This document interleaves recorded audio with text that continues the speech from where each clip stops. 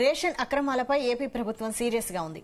దాంతో ఈ వ్యవహారంపై సిఐడి విచారణకు అప్పగించే దిశగా యోచిస్తోంది. ఆంధ్రప్రదేశ్లో కాకినాడ అడ్డగా రేషన్ మాఫియా విచ్చలవిడిగా దోపిడీకి పాల్పడిందని పౌర సరఫరాల శాఖ మంత్రి నాదెండ్ల మనోహర్ ఆరోపించారు. గత ప్రభుత్వ హయాంలో కాకినాడ పోర్టు నుంచి రేషన్ బియ్యం విదేశాలకు ఎగుమతి చేసి వేల కోట్లు ఆర్జించారని మండిపడ్డారు.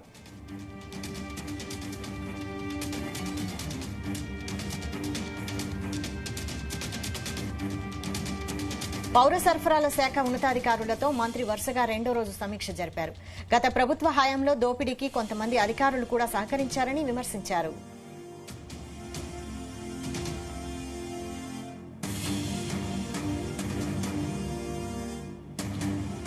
రేషన్ అక్రమాలపై సిఐడి విచారణ కోరతామని, బాధ్యులపై కఠిన చర్యలు తీసుకుంటామని మంత్రి స్పష్టం చేశారు. కాకినాడలో 7,615 మెట్రిక్ టన్నుల రేషన్ బియ్యం సీజ్ చేసినట్లు చెప్పారు. కాకినాడ పోర్టు నుంచి ఇతర దేశాలకు రేషన్ సరుకులు వెళ్తున్నాయని మంత్రి నాదెండ్ల మనోహర్ ఆవేదన వ్యక్తం చేశారు.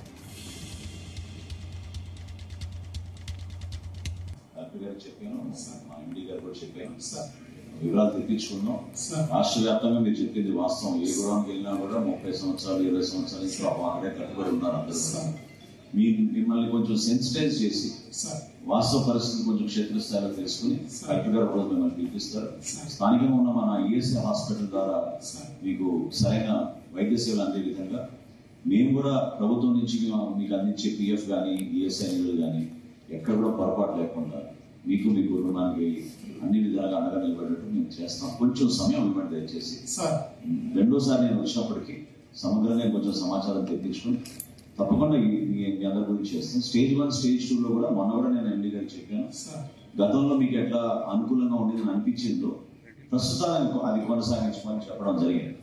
సో సేమ్ స్టేటస్ కు అదే రోజు నేను గొల్లపూడిలో ఇన్స్పెక్షన్ చేసినప్పుడు నా దృష్టికి వచ్చినప్పుడు ఎండీ గారికి చెప్పాను స్టేటస్ కో మెయింటైన్ చేయమని. సో ఎవరైతే మన హమాలీస్ ఉన్నారో ఎవరు కూడా ఇబ్బంది పడవసరం లేదు. తప్పకుండా ఎందుకంటే లక్షల్లో ఉన్నారు మనకి రాష్ట్రాలు, అందరినీ ఆదుకుంటాం. ప్రస్తుతానికి గతంలో ఉన్న ఏదైతే అరేంజ్మెంట్ ఉందో దాన్నే కొనసాగిస్తాం. ఇబ్బంది లేదు, కొంచెం సమయం